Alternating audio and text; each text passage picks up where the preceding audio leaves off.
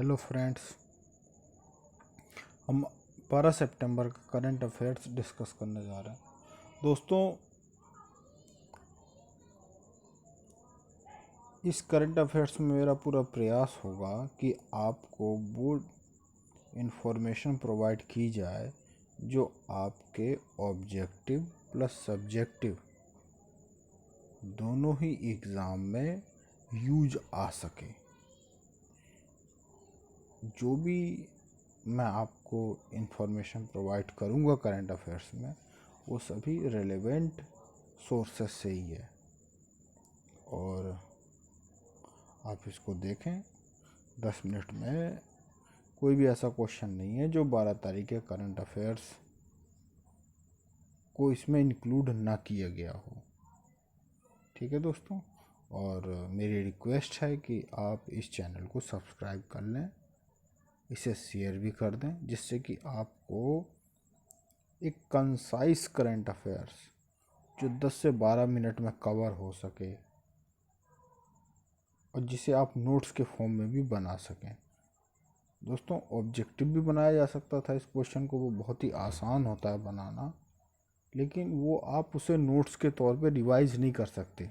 Exam से पहले कोई भी बच्चा ऑब्जेक्टिव क्वेश्चन को डिस्कस करना नहीं चाहता। तो आइए हम देखते हैं पहले क्वेश्चन को। फर्स्ट क्वेश्चन है हमारे पास ये वाला। भारत कजाकिस्तान संयुक्त प्रशिक्षण अभ्यास का 5वां संस्करण अभ्यास, जो 5वां भारत कजाकिस्तान के बीच प्रशिक्षण अभ्यास हुआ है, उसको नाम दिया गया है काजिंद 21। ठीक है, तो ये 12 दिनों तक चला है और ये कजाकिस्तान में संपन्न हुआ है। तो ये पहला फैक्ट है, काजिंद 21। ठीक, अब कुछ इसके साथ और हम इंफॉर्मेशन गैदर कर लेते हैं कि कजाकिस्तान के बारे में कुछ और जान लेते हैं। दोस्तों, कजाकिस्तान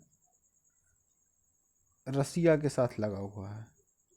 ठीक है, ये इसके साथ में इसकी वर्ल्ड की सबसे लॉन्गेस्ट और कंटिन्यूअस बॉर्डर शेयर करता है। ये अगर कोई क्वेश्चन आए कि किस देश का अपने पड़ोसी के देश के साथ कंटिन्यूअस फॉर्म में सबसे बड़ा बॉर्डर है, तो वो कजाकिस्तान और रसिया का है। किसका है? Kazakhstan and Russia. पहली बात, लगभग 7,512 किलोमीटर की जो है 7,512 किलोमीटर लॉन्ग बॉर्डर है इनका। और एक चीज़ के लिए और फेमस है कि कोई आपसे क्वेश्चन पूछे कि अल्टाई माउंटेन कौन सी कंट्री में है, ALTAI, अल्टाई माउंटेन, तो ये भी कहाँ है? कजाकिस्तान में। ठीक, अब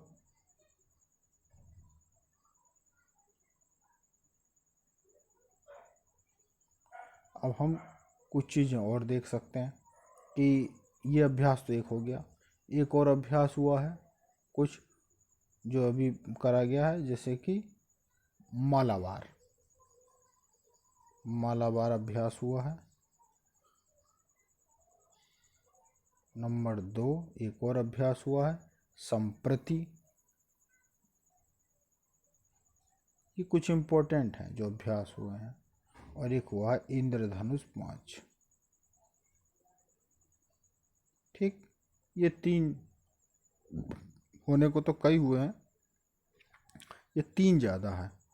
ठीक, तो इंद्रधनुष जो एक्सरसाइज है वो इंडियन एयरफोर्स प्लस जो ब्रिटेन है, ग्रेट ब्रिटेन, उनकी एयरफोर्स, इन दोनों के बीच में हुआ इंद्रधनुष 5।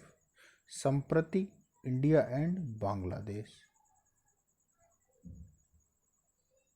India and Bangladesh.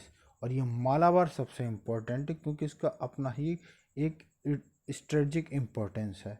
तो ये जो हुआ है इसमें हमारा देश हो गया इंडिया, USA जापान और ऑस्ट्रेलिया, 4 कंट्रीज हैं मालाबार एक्सरसाइज में। ठीक है, तो हमने ये कर लिया।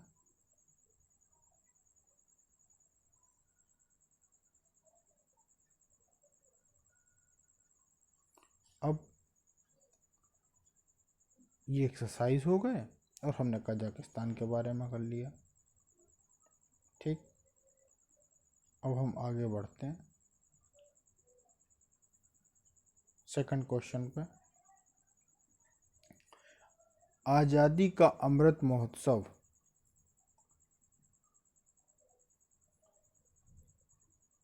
के तहत मनाए जा रहे पोषण माह ठीक के भाग के रूप में केंद्रीय महिला एवं बाल विकास मंत्री स्मृति ईरानी जो है वो 11 से 12 सितंबर 2021 को इम्फाल मणिपुर में होने वाले कार्यक्रम के श्रृंखला में भाग लेंगी। तो जो हमें जो है ये जानना है कि आज़ादी का अमृत महोत्सव क्या होता है। ठीक, तो हमारे देश को 75 साल होने वाले हैं स्वतंत्रता के। ठीक, ये 2022 में होंगे। हमने अभी से मनाना शुरू कर दिया है 21 से 23 तक, 2 साल हम अमृत महोत्सव मनाएंगे। ठीक, तो इन्होंने पोषण से रिलेटेड जो महिलाएं और बच्चे होते हैं, बच्चे और बच्चियां, उनके लिए महिला एवं बाल विकास मंत्रालय के जो मंत्री हैं वो स्मृति ईरानी जी हैं। तो उन्होंने इसको मनाने के लिए ये प्रोग्राम लॉन्च करा है। तो कुल मिला के हमें ये पता होना चाहिए कि 2 साल का प्रोग्राम है, 21 से 23 तक चलेगा और ये इन्फॉर्मेशन आती रहेगी। अलग अलग विभाग जो हैं, अलग अलग मंत्रालय हैं, वो इस काम को करते रहेंगे। ठीक, हम आगे बढ़ते हैं। सितंबर में किस तारीख को हिमालय दिवस के रूप में मनाया जाता है? तो हिमालय दिवस के रूप में मनाया जाता है 9 सितंबर को।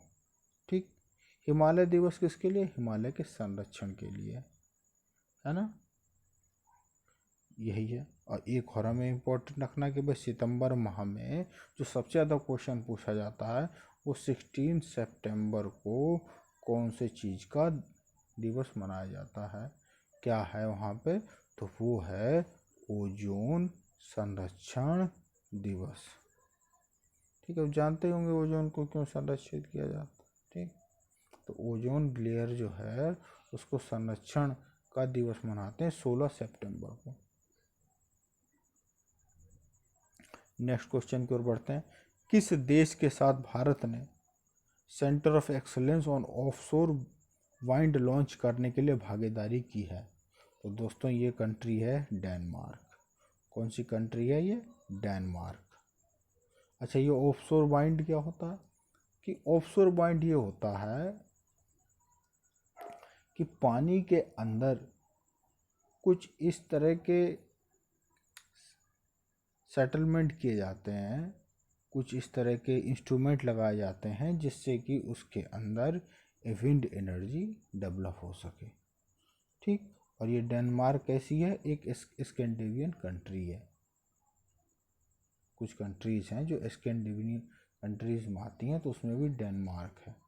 और ऑफशोर क्या होता है? जो समुद्र के अंदर हम डिफरेंट इंस्ट्रूमेंट के द्वारा एनर्जी प्रोड्यूस करते हैं। तो उसमें भारत ने भी डेनमार्क के साथ में क्या करा है? भागीदारी की है। ठीक, किस मंत्रालय ने स्वच्छ सर्वेक्षण ग्रामीण 2021 लॉन्च किया है? तो किसने किया है? जल शक्ति मंत्रालय। स्वच्छ सर्वेक्षण ग्रामीण, याद रखना ग्रामीण। तो किसने याद करा है? जल शक्ति मंत्रालय।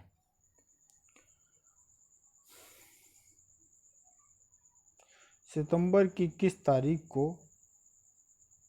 विश्व आत्महत्या रोकथाम दिवस, वर्ल्ड सुसाइड प्रिवेंशन डे के रूप में मनाया जाता है? तो 10 सितंबर को मनाया जाता है।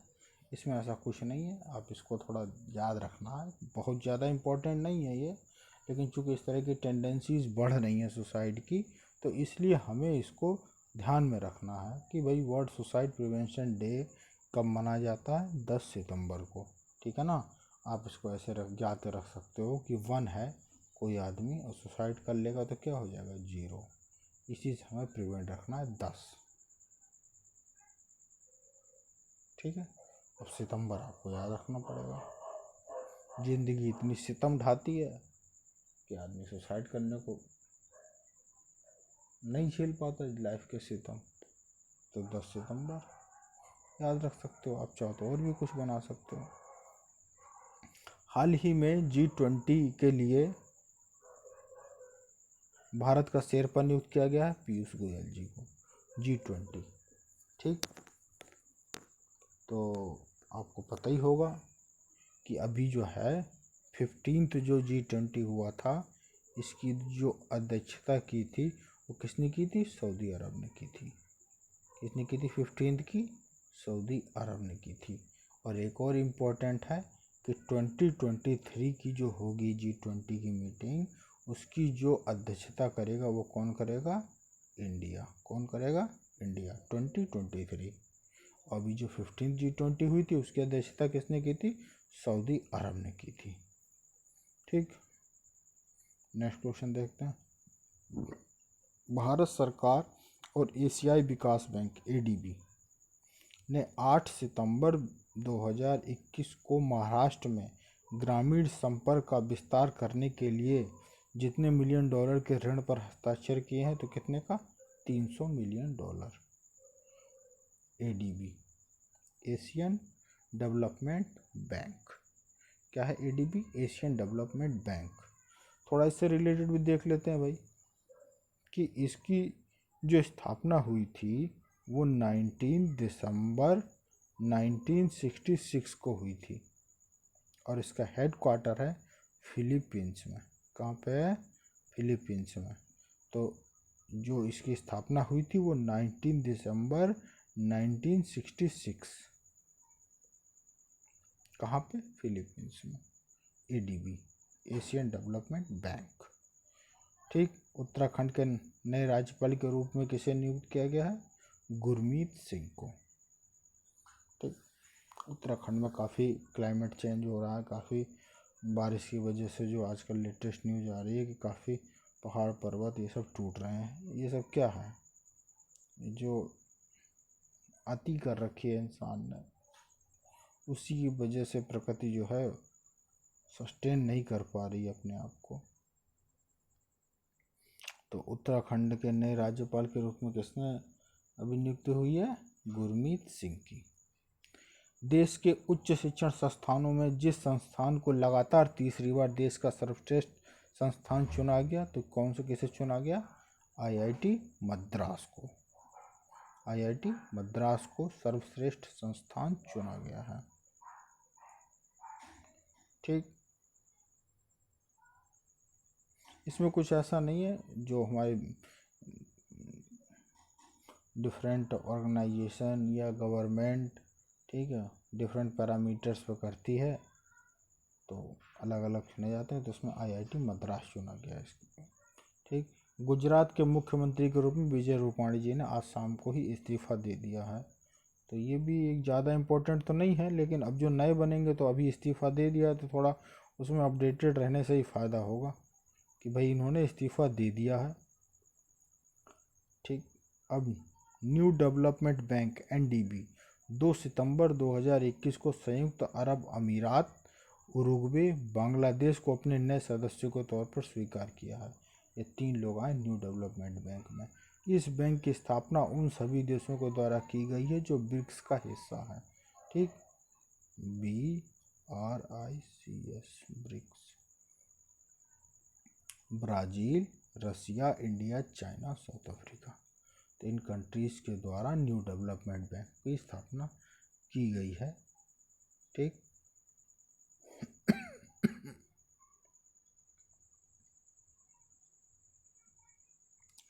यही कि 5 उभरती हुई अर्थव्यवस्थाएं हैं ब्राज़ील, रूस, भारत, चीन और दक्षिण अफ्रीका।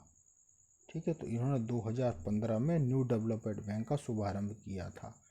कब किया था? 2015 में। और इसका जो हेड क्वार्टर है वो शंघाई चीन में है। कहाँ पे है? शंघाई चीन में है। ठीक। और इसके जो प्रेसिडेंट हैं वो मेरोस पेरेडो हैं अभी इस टाइम पे। मेरोस पेरेडो ये इसके इस टाइम पे अध्यक्ष हैं।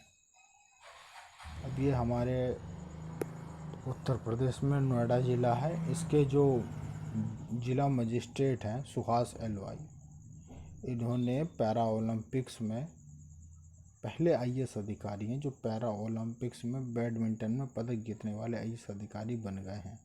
ठीक है। कौन से वर्ग में? SL4 वर्ग में रजत पदक इन्होंने जीता है। किसने? सुहास एलवाई ने।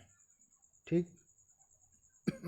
तो थोड़ी बहुत और जानकारी ले लेते हैं भाई। पैरा ओलंपिक्स में नंबर 1 पे कौन रहा है? चाइना। नंबर 1 का देख लें। इंडिया की कौन सी पोजीशन रही है? 24। और कितने गोल्ड टोटल जीते इंडिया ने? 5 गोल्ड।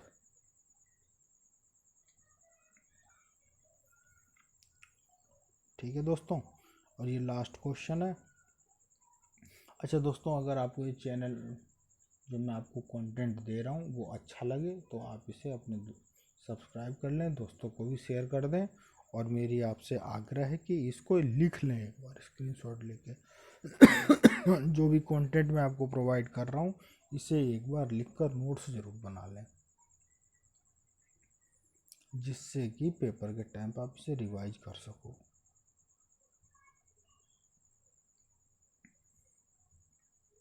ये क्वेश्चन है, जलवायु प्रणाली के बारे में ज्ञान हासिल करने के लिए यूनाइटेड स्टेट्स के विशेषज्ञों को एक साथ लाने के लिए centre for coldest ice exploration COLDEX की स्थापना की गई।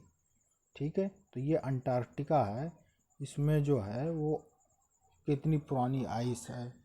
ठीक है। ये सब जो है वो क्लाइमेट चेंज से रिलेटेड ये रिसर्च सब हो रहे हैं, क्योंकि वो जो अंटार्कटिका में जो आइस है वो मेल्ट हो रही है। प्रॉब्लम यहाँ पे है। तो ये एक कोल्डेक्स बना है, बस इतना याद रखना है। कोल्डेक्स संस्था बनी है जो किससे रिलेटेड है? क्लाइमेट चेंज से रिलेटेड है। तो दोस्तों आप ज़रूर कमेंट करें आपको और क्या सुधार चाहिए, क्या न्यू कंटेंट चाहिए। और इस चैनल को ज़्यादा से ज़्यादा दोस्तों से शेयर करें। ठीक है। और ये जो वीडियो करंट अफेयर्स के सारे कंपटीशन में काम आ सकती है। बनाने को मैं ऑब्जेक्टिव भी क्वेश्चन दे सकता हूँ, लेकिन ऑब्जेक्टिव में एक वाइड प्रोस्पेक्ट डेवलप नहीं हो पाता है। ठीक है। और आपको जो भी सुधार चाहिए वो मुझे सजेस्ट करें। ठीक है फ्रेंड्स, ओके बाय। एंड आप मोटिवेटेड रहें, अपनी तैयारी चालू रखें। Thank you very much.